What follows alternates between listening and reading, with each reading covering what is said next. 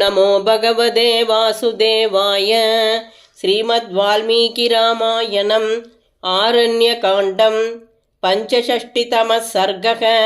क्रोधसंहारप्रार्थना।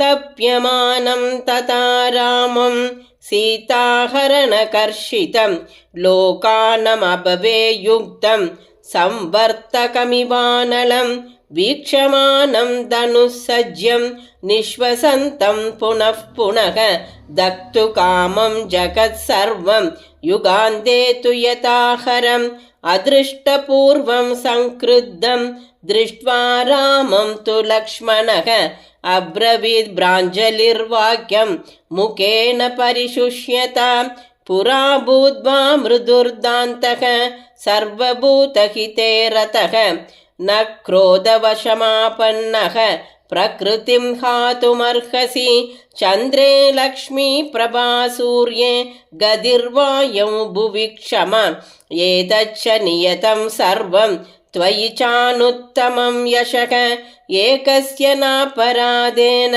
लोकान् हन्तुं त्वमर्हसि ननु जानामि कस्यायं भग्नः सङ्ग्रामिको रथः केन वा कस्य वा हेतोः सायुधः सपरिच्छदः कुरनेमिषदक्षायं सिक्तो रुधिरबिन्दुभिः देशो निर्वृत्तसङ्ग्रामः सुघोरपार्थिवात्मज एकस्य तु विमर्तोऽयं न द्वयोर्वदतां वरं न हि वृत्तं हि पश्यामि बलस्य महतः पदं नैकस्य तु कृते लोकान् विनाशयितुमर्हसि युक्तदण्डा हि मृतवः प्रशान्ता वसुधाधिपाः सदा त्वं सर्वभूतानां शरण्यः परमागतिः कोनुदारप्रणाशं ते साधु मन्येत राघव सरितः सागरा शैलाः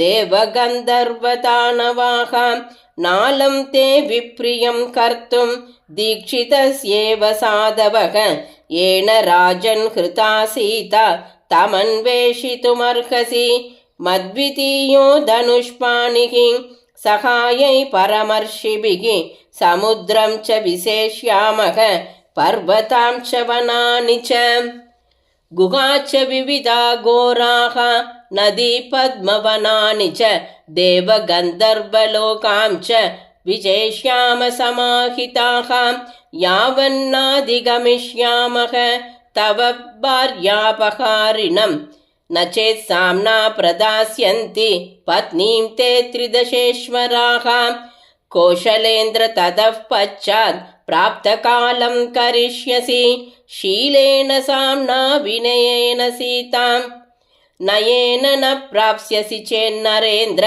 ततः समुत्सादय हेमपुङ्गैः महेन्द्रवज्रप्रतिमैशरौगैः। इत्यार्षे श्रीमद् रामायणे वाल्मीकिये आदिकाव्ये चतुर्विंशतिसहस्रिकायां संहितायाम् आरण्यकाण्डे क्रोधसंहारप्रार्थना नाम पञ्चषष्टितमः सर्गः।